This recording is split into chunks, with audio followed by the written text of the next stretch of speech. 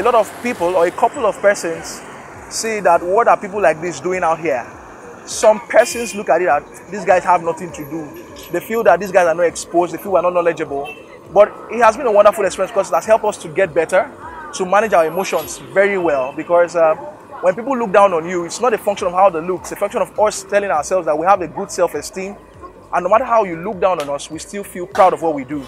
Many Nigerians have come to realize that not everyone would make it with an 8 to 5 job.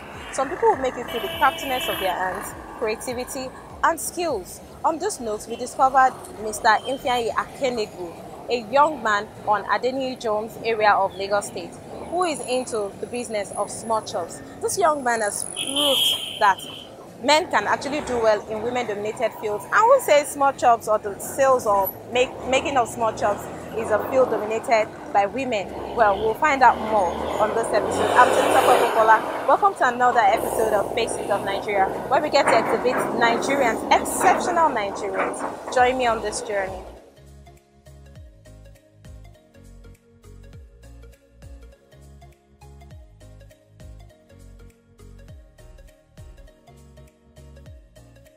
My name is Ifeanyi Daniel Akanegbu. I'm from Delta State. I'm a lovable person. I like to make people happy, impact those around me, add value to people most especially. I finished from the Federal University of Technology, Akure, where I studied project management technology. Graduated precisely 2014. It was a good time in school. Aside that, we've also undergone some studies in regards to management, customer relationship, just to add to ourselves and see how we can get better. And of course, we still intend to study more.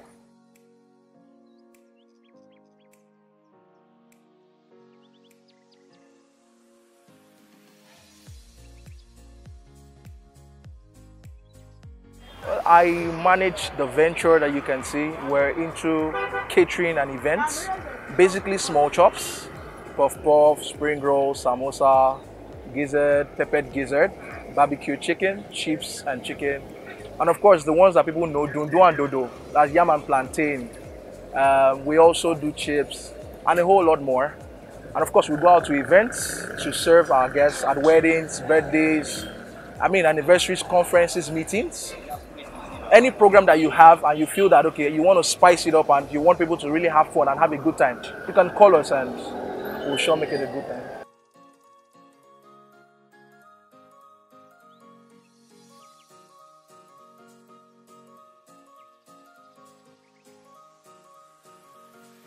We know that the thing of the kitchen, like they say, women are supposed to do this and that, like wash the plates and cook.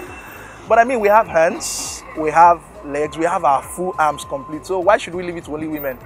And more so, it's business oriented and we want to make money. Of course, we want to add value to people. We want to see how we can satisfy people. It's food business. So as long as it can add value, as long as it can bring about income, we shouldn't restrict it to only the women kind of a thing. Few men also can do this thing, as long as you have the skills and you know exactly what you want to do. Well, from my childhood, I had always dreamt of becoming a doctor. I believe what influenced that was my mom is a psychiatric nurse, so of course I was so close to her that I felt, okay, I want to grow up, wear the white lab coat and, just become a doctor. But after a while it changed when we saw that we're not making the grades, and so let's do engineering.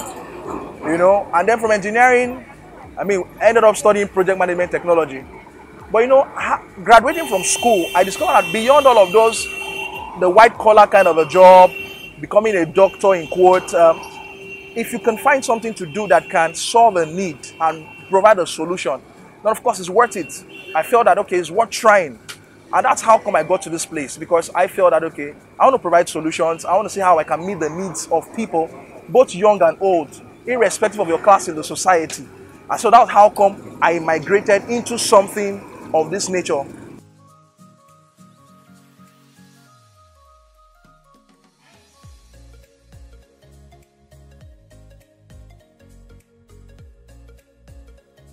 We've had various challenges. For example, in recent times, we have some people come around because they feel like, these guys are here every day. In quote, they perceive that these people make a lot of money. And so they feel that, okay, let's see how we can extort them for cash. We had a recent experience. Of course, it wasn't too cool because it just created a wrong impression for me among the fact that people just want to make money out of you without working for it. Another challenge we've had is the fact that sometimes we wish the government policies could help us.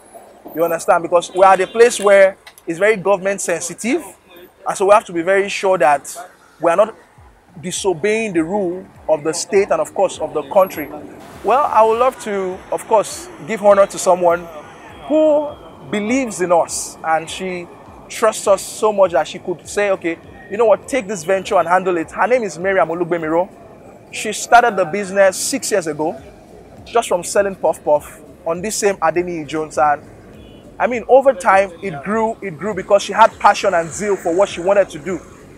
And she's a woman of class and character. I mean, she studied accounting from the Lagos State University. She hails from Ogun State, and she's a Christian. I mean, if you meet her in person, you'll really love her. That's who my boss is.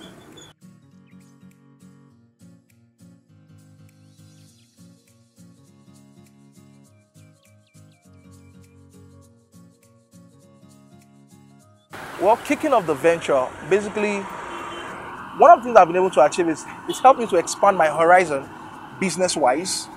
It's helped me to see how I can bring in some other people to achieve their dreams. I mean, a lot of persons want to do the lower, the doctorate and the likes. And I've been able to say, okay, you know what, come join me. Let's see how we can take this thing further. That's one.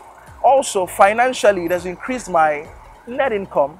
Of course, don't assume that it's in millions, but I'm satisfied with what I'm earning currently. And of course, I hope it will get better, which it will get better. And for the business, it helped me to achieve some landmarks that I had set coming into the business. I felt that it could move forward, and we've done that basically. And that's how far we have come. So I feel we've done well.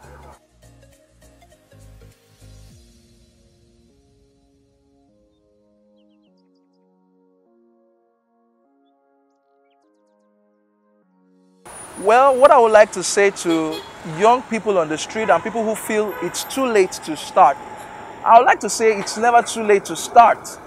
A lot of times we're looking for the big thing.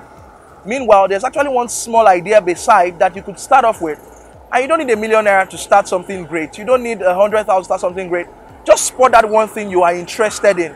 A lot of times people are waiting for, okay, what do I love? What passion do I love? Just look for one simple need around you. You could start from your family members. You could start from your friends. I mean, you'll be amazed how over time you will see it grow.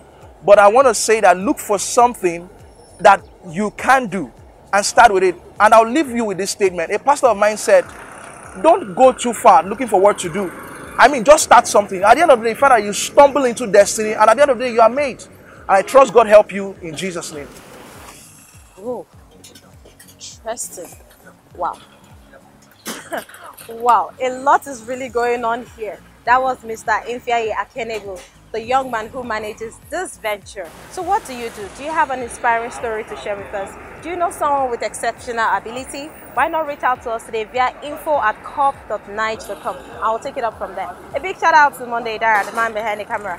Thank you for helping me put this together. Do not forget to subscribe to our YouTube page, like us on Facebook, follow us on Twitter and on Instagram. Till the next time we meet on this episode or on another episode, it's a wrap for me. Bye.